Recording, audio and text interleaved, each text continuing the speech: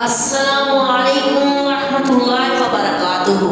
آج میں لے کر آئی ہوں ماہ شعبان کی 2 تاریخ کا وظیفہ۔ میرے پیارے بہنوں اور بھائیوں، ویڈیو کی طرف بڑھنے سے پہلے آپ سے ایک چھوٹی سی گزارش ہے، میری ویڈیو کو اسکپ مت کیجیے گا، مکمل دیکھیے گا اور صدقے کی نیت سے میرے چینل کو سبسکرائب کیجیے گا۔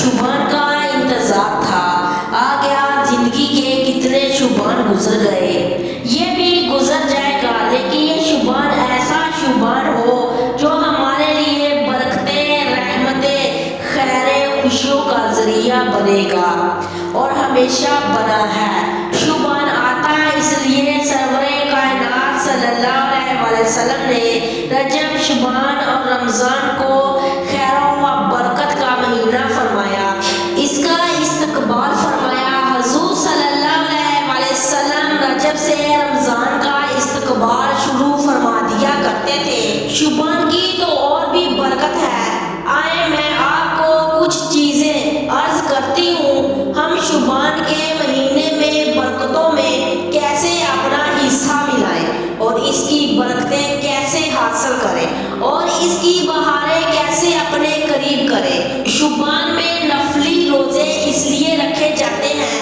تاکہ رمضان میں آسانی ہو۔ شعبان میں سحری کریں اور سحری کے ہر لقمے کے ساتھ یا واجب پڑھیں۔ ہر لقمے میں نور، سرور، راحت، رحمت، برکت، عطا اور شفا۔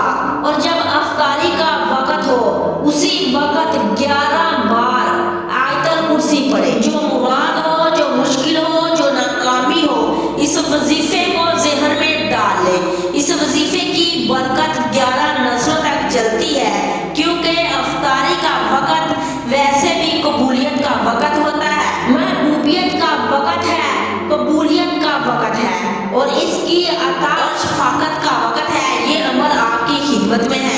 اور دوسرا 15 شعبان زندگی کے فیصلے ہوتے ہیں، تقدیر کے فیصلے ہوتے ہیں، رزق کے فیصلے ہوتے ہیں، عطا کے فیصلے ہوتے ہیں، اس رات روح پھونکنے کے فیصلے ہوتے ہیں، عزت دینے کے فیصلے ہوتے ہیں۔ 15 شعبان کو صلاۃ التسبیح کو پڑھیں اور اللہ سے دعا کریں، انشاءاللہ اللہ تعالیٰ بہتری والا معاملہ فرما دے گا۔